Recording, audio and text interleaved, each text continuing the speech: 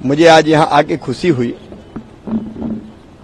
FPO जो उत्पाद बना रहे हैं, एफपीओ मतलब किसान खुद ही संगठन बनाते हैं और वो ही पैदा करते हैं और प्रोसेस करके वो सीधे उपभोक्ताओं तक, ग्राहकों तक पहुंचाते हैं। जब ये अलग अलग करते हैं तो मार्जिनल और स्मॉल फार्मर्स को दिक्कत होती है, पूंजी का भी अभाव होता है, अकेले सारे काम नहीं कर पाते और इसलिए किसानों का संगठन जो उत्पादन, प्रोसेसिंग, पैकेजिंग और बेचने का सब काम करता है। 10,000 एफपीओज बनाने का टारगेट रखा था, उसमें से 8,800 के करीब बन चुके हैं और प्रधानमंत्री मोदी जी की पहल पर कि उपभोक्ता को भी सस्ता मिल जाए और किसान पैदा भी करें, प्रोसेस भी करें और उनको भी ठीक दाम मिल जाए और शुद्ध उत्पाद भी लोगों तक पहुंचे। और अगर जरूरत पड़ती है किसी आदान की, बीज की, खाद की और किसी जरूरत की, तो अकेले को ना भागना पड़े किसान को, सामूहिक रूप से एफपीओ ही इस व्यवस्था को कर दे। मुझे आज 55 एफपीओ के लोग आए हैं। मैं आपके साथ लगभग हर स्टॉल पर गया हूं और मुझे खुशी है कि एफपीओज का आंदोलन अब गति पकड़ रहा है।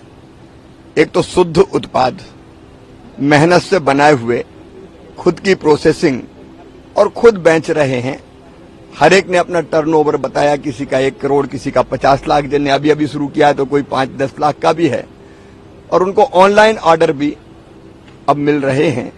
मैं मानता हूं कि किसी के क्षेत्र में अगर क्रांति लानी है और किसानों की आय तेजी से बढ़ानी है तो इस तरह के प्रयत्न एफपीओ के माध्यम से उत्पाद करना, प्रोसेस करना और बेचना निश्चित तौर पर एक तरफ उपभोक्ता को, ग्राहक को भी फायदा देंगे और दूसरी तरफ किसानों की आय भी बढ़ेगी।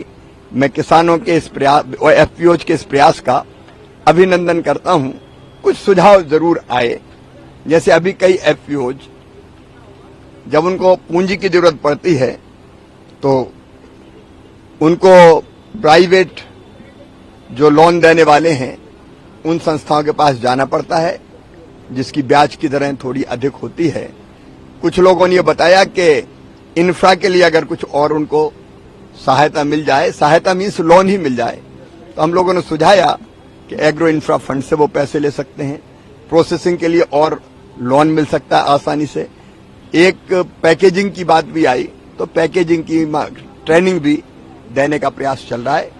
कुल मिला के एफपीओ का आंदोलन अब गति पकड़ रहा है और पहली बार ये एफपीओ का मेला लगा है।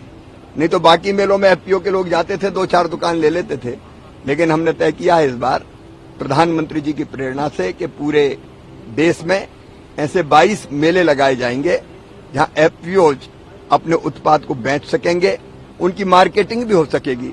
एक बार अगर इस उत्पाद को खरीद लिया तो फिर ऑनलाइन ऑर्डर भी उनको मिल सकेंगे, क्योंकि जो एक बार लेके जाएगा खरीद के वो फिर मुझे लगता है बार बार मंगाएगा। इसलिए मेले बहुत उपयोगी है। सर जो अभी जो एफपीओ का जो भारत सरकार से सपोर्ट मिलते हैं वो लिमिटेड समय के लिए सर, तो उसके बाद आप कैसे सपोर्ट करेंगे? एफपीओ इंडिपेंडेंटली मैनेज नहीं कर पाते, कुछ एफपीओ सक्सेसफुल होते, कुछ एफपीओ नहीं हो पाते। आपने बिल्कुल ठीक कहा। कई एफपीओ 3 साल में अपने पैरों पर खड़े हो जाते हैं और प्रभावी ढंग से काम कर रहे हैं। उनका टर्नओवर भी अब कई ने आपके सामने बताया 1 करोड़ भी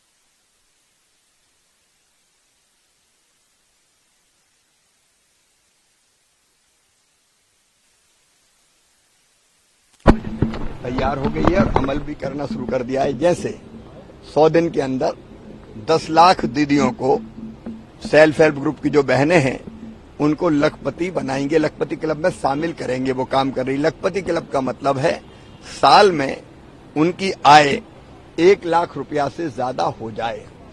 ये भी हमारा लक्ष्य है कि प्रधानमंत्री जी ने ये संकल्प लिया है कि 3 करोड़ मकान गरीबों के बनाए जाएंगे, उनमें 1 करोड़ शहरों में, 2 करोड़ ग्रामीण क्षेत्र में। तो जो मकान बनाने की प्रक्रिया प्रारंभ करके पात्र जो हितग्राही है उनको 100 दिन में हमारा लक्ष्य है कि 10 लाख हितग्राहियों को चयनित करके उनके खाते में पहली किस्त डालने का काम करना।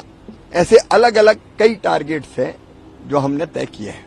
सर, अभी 8,500 एफपीओ हो गए हैं जी। 10,000 का लक्ष्य था, केवल 1,500 बचे हैं, तो क्या इस लक्ष्य को बढ़ाएंगे? निश्चित तौर पर समीक्षा कर रहे हैं। एफपीओज के बढ़ते हुए कदम को देख के हम इस दिशा में कदम उठाएंगे।